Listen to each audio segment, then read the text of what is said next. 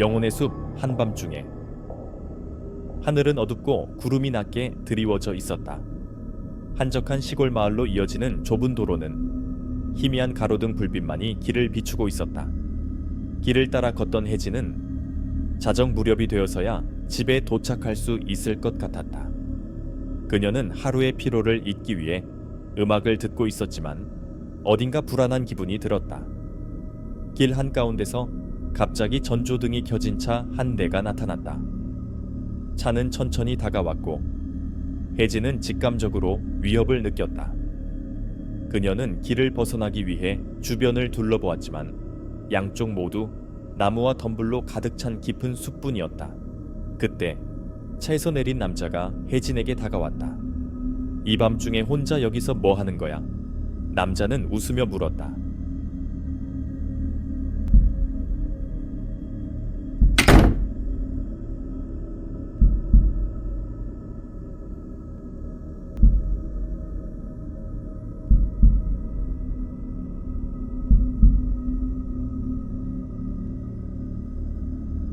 그러나 그의 눈빛은 전혀 웃고 있지 않았다. 혜진은 뒤로 물러나며 대답했다. 그냥 집에 가는 길이에요. 무슨 일이신가요? 남자는 더 가까이 다가오며 말했다. 밤늦게 혼자 다니는 건 위험하다고. 내가 데려다 줄게. 혜진은 그의 의도가 순수하지 않음을 느끼고 달아나기 시작했다. 하지만 남자는 그녀를 쫓아오기 시작했다. 혜진은 필사적으로 달렸지만 길은 점점 더 어두워지고 험해졌다. 어느 순간 그녀는 길이 더 이상 이어지지 않음을 깨달았다. 막다른 길에 다다른 것이다.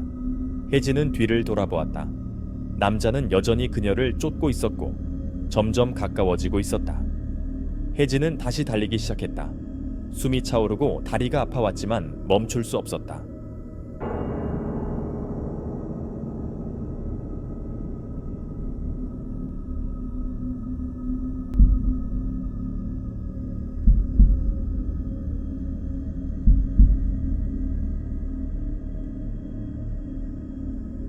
숲속으로 들어가면 그를 따돌릴 수 있을 것이라는 생각에 나무 사이로 뛰어들었다.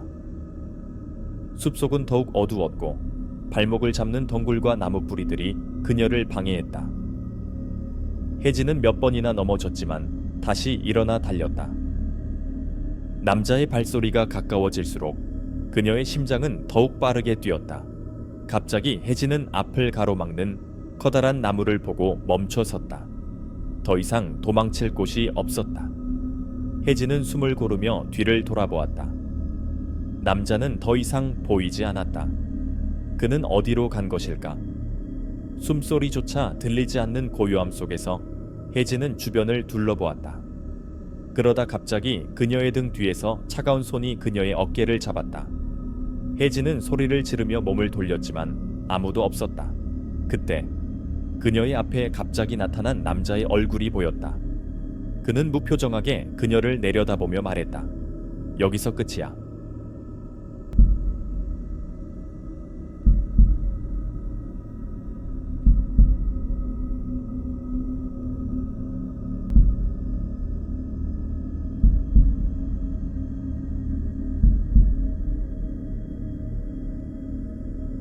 혜진은 공포에 질려 발을 움직일 수 없었다.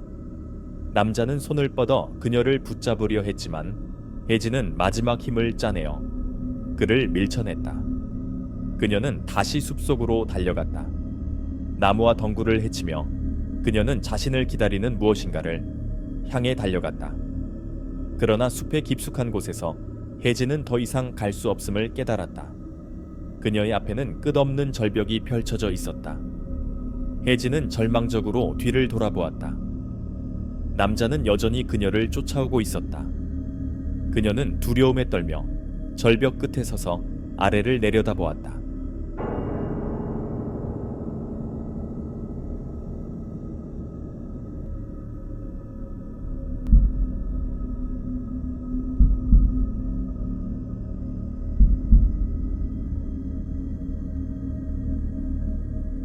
차가운 바람이 그녀의 머리카락을 휘날리며 지나갔다. 남자가 점점 가까워졌다. 혜진은 결단을 내려야 했다. 그녀는 두려움을 이겨내고 눈을 감았다. 그리고 깊은 숨을 들이쉰 후 절벽 아래로 몸을 던졌다. 차가운 공기가 그녀를 감싸 안았다. 혜진은 자유롭게 떨어지며 모든 공포와 두려움을 떨쳐냈다. 하지만 그 순간 그녀는 갑작스러운 충격과 함께 정신을 잃었다. 얼마 후 혜진은 다시 눈을 떴다. 그녀는 어디에 있는지 알 수 없었지만 더 이상 쫓기지 않는다는 사실에 안도했다.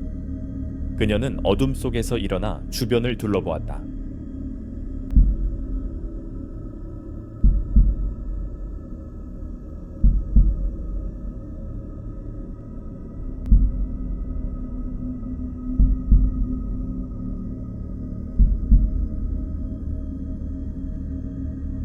그리고 갑자기 깨달았다. 그녀는 여전히 숲속에 있었다. 하지만 이번에는 혼자가 아니었다. 주변에서 들려오는 낮은 속삭임 소리와 함께 그녀는 수많은 눈이 자신을 지켜보고 있음을 느꼈다. 혜진은 공포에 질려 다시 도망치려 했지만 발이 움직이지 않았다. 그녀는 그 자리에서 고개를 들어보았다. 나무 사이로 어렴풋이 보이는 그림자들이 그녀를 둘러싸고 있었다. 혜진은 두려움에 떨며 속삭였다. 누구세요? 뭐 하시는 거예요? 그때 속삭임이 점점 더 가까워지며 그녀의 귀에 들렸다. 넌 우리와 함께 여기에 있어야 하. 영원히. 혜진은 공포에 질려 비명을 질렀지만 아무도 그녀를 구해줄 수 없었다. 그녀는 다시 숲속 어둠 속으로 사라져갔다.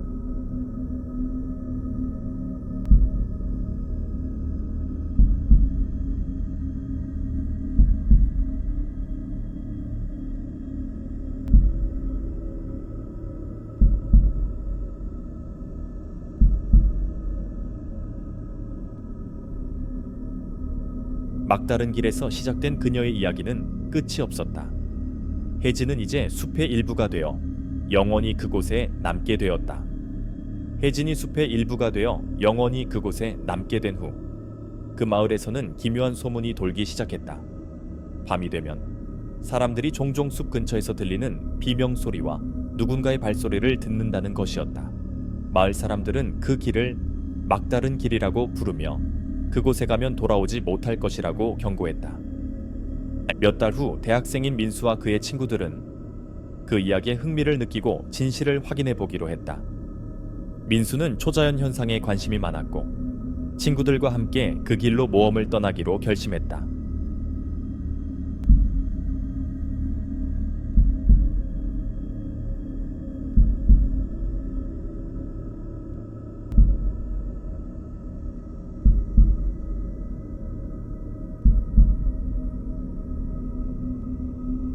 그들은 밤늦게 숲으로 향했다. 그들이 숲에 도착했을 때 공기는 차가웠고 바람은 기이한 소리를 내며 나무잎을 흔들었다. 민수는 카메라를 꺼내 들고 촬영을 시작했다. 친구들은 긴장하며 주변을 둘러보았다. 여기가 그 막다른 길인가 봐. 민수가 말했다. 정말로 무슨 일이 일어날까? 친구 중 한 명이 물었다. 그들은 길을 따라 숲속 깊이 들어갔다. 얼마 지나지 않아 그들은 숲속에서 희미한 불빛을 발견했다. 불빛은 마치 누군가의 손전등 빛처럼 보였지만 그곳에는 아무도 없는 것 같았다. 저기 봐! 민수가 외쳤다. 그들은 불빛을 향해 다가갔다. 그곳에는 혜진이 사라졌던 그 절벽이 있었다. 민수는 카메라를 절벽 쪽으로 비추었다. 그리고 그 순간 그들은 절벽 아래에서 누군가의 얼굴을 보았다. 그것은 혜진의 얼굴이었다.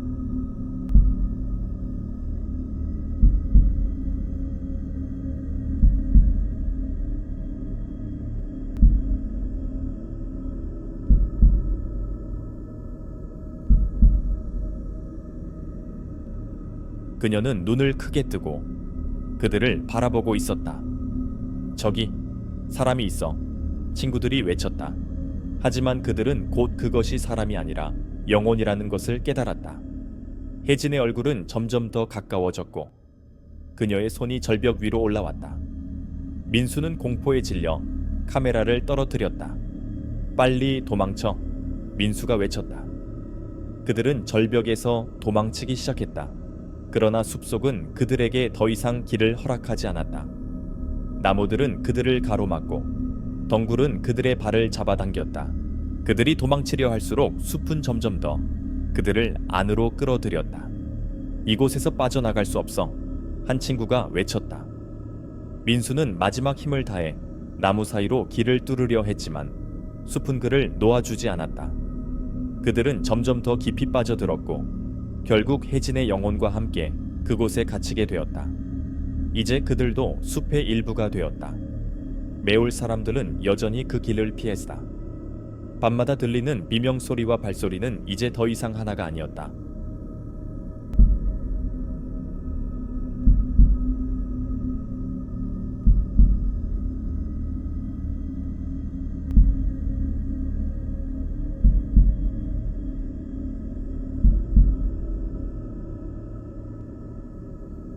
여러 명의 목소리가 숲속에서 울려 퍼졌다. 그들은 막다른 길에서 영원히 갇혀 있었다. 이제 막다른 길은 그 누구도 다시는 들어가지 않는 저주받은 곳으로 남았다.